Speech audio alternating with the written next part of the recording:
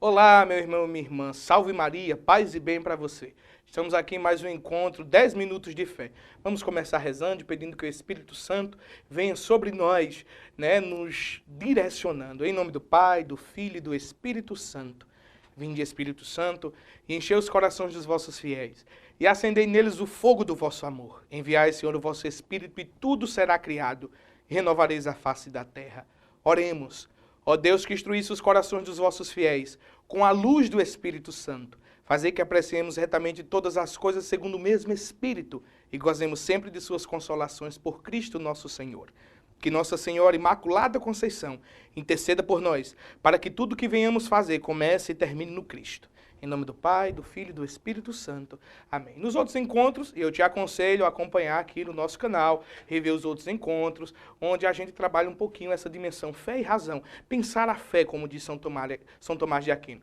E nos outros encontros eu trabalhava, os encontros anteriores, eu trabalhava um pouquinho sobre a idolatria e aprofundava um pouquinho da coisa, sempre ressaltando que o nosso objetivo aqui não é dar uma resposta profunda, até porque o assunto é complexo, é simplesmente mapear você, te dar uma direção para que você venha pensar a fé, para que você possa tomar uma atitude de aprofundar a fé, de buscar conhecer a tua fé católica, que, repito, é racional. No encontro de hoje, a gente quer falar um pouquinho sobre a intercessão dos santos. No nosso credo, a gente professa, creio na comunhão dos santos. E nós trazemos em nossa liturgia, na nossa fé católica, essa crença na intercessão dos santos. O que seria isso? O que é a intercessão dos santos? Nós acreditamos que a igreja como comunidade, como organismo vivo, como corpo místico de Cristo, aquilo que está no catecismo, Cristo totus, ou seja, Cristo todo. A igreja é o Cristo total. Jesus se dizia cabeça da igreja, cabeça do corpo. Nós acreditamos que esse corpo compostos por nós, santos e santas, nós irmãos e irmãs aqui na terra, e também os santos que estão no céu, estamos ligados e intercedemos pelos outros.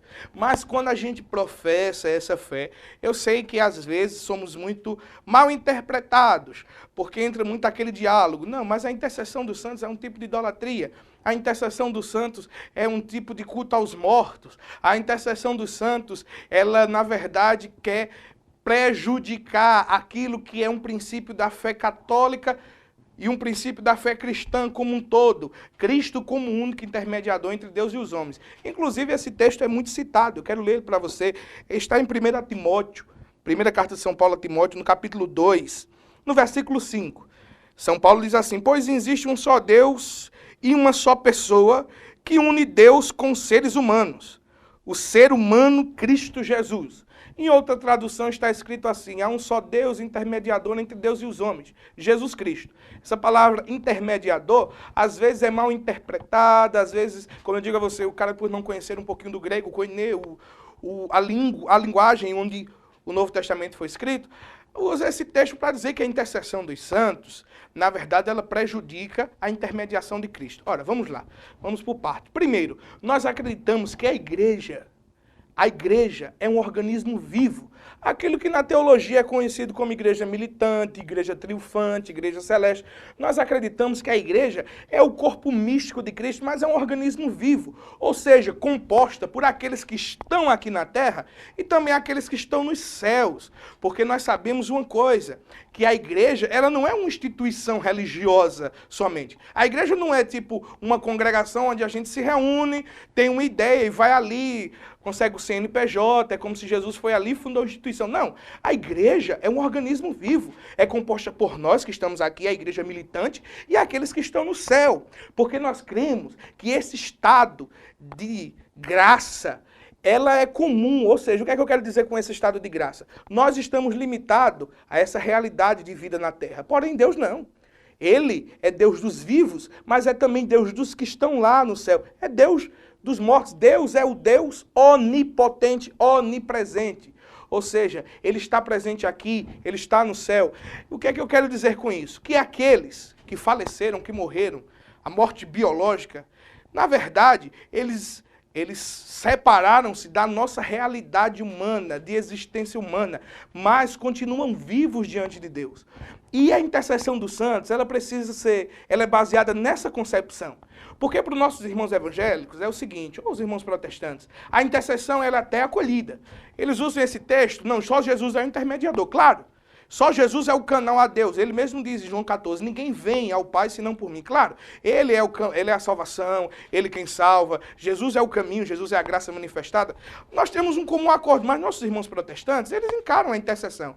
Ou seja, Jesus se manifesta ao homem, ele é o intermediador, mas através de quê? Da pregação da palavra. A pessoa vai lá, tem que pregar. O Paulo diz, como ouvirão se não há quem pregue?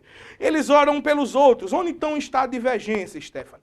É porque para a fé protestante, a intercessão, ela só é possível quando estamos nessa condição de vida aqui na Terra. Quando estamos aqui na Terra. Quem morreu não tem condições de interceder. E usam muito texto. A um homem cabe morrer uma só vez, depois de sexo juiz. É como quem estivesse morto. Quem está agora no estado de vida que não é o da terra não pode interceder. A fé católica não pensa assim. Não pensa assim primeiro porque as Sagradas Escrituras nos dão um parecer diferente. Olha, só a gente pensar um pouquinho. Lembra da transfiguração? Quando Jesus se transfigura, aparece diante dele, segundo o relato bíblico, Elias e Moisés. E os apóstolos, São Pedro, São João e São Tiago, são testemunhas disso. Eles veem Moisés e Elias conversando com Jesus. Eu te pergunto, Moisés e Elias estavam aonde? Quer dizer, já dá para perceber que há uma comunhão dos que estão nos céus. Se a gente vê, vai em enormes relatos bíblicos, lembra da parábola de Lázaro e o rico? Quer dizer, se você for ler o texto, há uma comunhão. Lázaro e o rico já tinham morrido, mas eles se comunicam com os céus. Lá em Apocalipse, capítulo 5, versículo 8, o Apocalipse vem trazer um relato em que os santos que estão nos céus recebem as orações dos santos que estão na terra como um incenso e apresenta diante de Deus. É isso que nós cremos. Ou seja, os santos da terra rezam e os santos do céu também intercedem. Está em Apocalipse, lá no capítulo 5, lá no versículo 8. Eu vou ler aqui para você bem rapidinho. Diz assim, quando ele fez isso, os 4 seres vivos e os 24 líderes caíram de joelhos diante dele. Está falando dos que estão no céu. Cada um tinha nas mãos uma harpa e algumas taças de ouro cheias de incenso, que são as orações do povo de Deus. Ou seja, santos que estavam no céu, que se uniam aos que estavam na terra. Isso lá no Apocalipse, intercediam. Veja, é bíblico a intercessão dos santos. É importante pensar que quem morreu, morreu para nós, irmãos. Lembra do relato de Lázaro? Na tradição judaica, quando alguém morria, durante 3 dias, o espírito ainda perambulava pela terra. Se você for ver lá em João, no Evangelho de João, no capítulo 11, aquela narrativa da ressurreição de Lázaro, eu sempre faço essa pergunta. Lázaro havia morrido fazia 4 dias. Jesus chega diante do túmulo de Lázaro e diz, Lázaro, vem para fora. Lázaro volta ao estado de vida. Eu sempre pergunto, vem cá, aqueles que creem na dormição da alma, tudo bem, acreditam que Lázaro estava no estado de dormir. Mas para nós cristãos, não. Tanto protestantes como católicos. Eu sempre faço essa pergunta, onde Lázaro estava antes de ser ressuscitado? Lázaro ouviu a voz de Jesus aonde? Quando Jesus diz, Lázaro, vem para fora, Lázaro ouviu Jesus. Veja que há uma comunhão do céu com a terra na oração do Pai Nosso. Assim na terra como no céu, venha a nós o teu reino. São Paulo diz, o reino de Deus não é comida nem bebida, mas paz, alegria no Espírito e justiça. Há uma unidade entre o céu e a terra. Onde Lázaro estava?